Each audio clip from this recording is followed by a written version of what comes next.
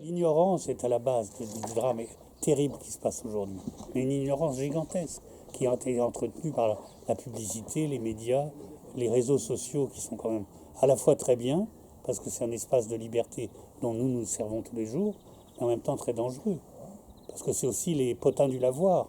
Je veux dire, c'est les gens qui font courir toutes les rumeurs, qui font passer une information sous-vérifiée, ainsi de suite.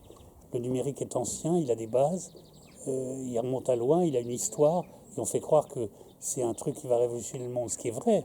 Ça révolutionne plein de choses, mais il y a aussi des limites à ça. Et ça nous met dans un grand danger, il faut savoir le maîtriser. Et donc, on n'est pas du tout dans ce monde extraordinaire. Je ne sais pas si vous connaissez ce qu'on appelle le transhumanisme. J'ai fait une vidéo que je vais mettre en ligne bientôt, absolument féroce, contre le créateur de ce mouvement philosophique cinglé. Il s'appelle Ray Kurzweil, c'est l'ingénieur en chef de Google. C'est le type, entre autres, qui a inventé les logiciels de reconnaissance vocale. Donc c'est vrai que sur le plan informatique, c'est assez génial. Mais en revanche, la philosophie de ce type est hallucinante.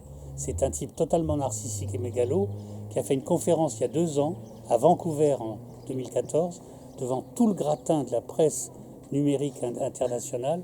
Il a expliqué sans rire qu'en 2030, alors peut-être il a dit le 3 avril à 5 heures du matin, parce qu'il rajoute des détails chiffrés pour que ça fasse plus vrai, on aurait la possibilité de transférer le contenu de son cerveau sur une machine qu'ils étaient en train d'inventer.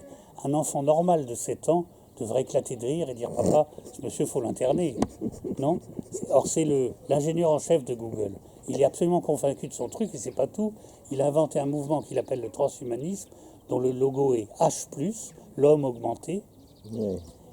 Alors, l'homme augmenté, c'est un homme qui vivra 500 ans et qui sera divisé en 2 humanités. Une élite, comme dans les romans de Huxley, Le meilleur des mondes, une élite qui pourra se payer les technologies qui permettront d'introduire dans son cerveau un certain nombre de nanostructures qui lui permettront de vaincre le vieillissement, et lui se fait cryogéniser, espérant pouvoir être tiré de la glace à temps.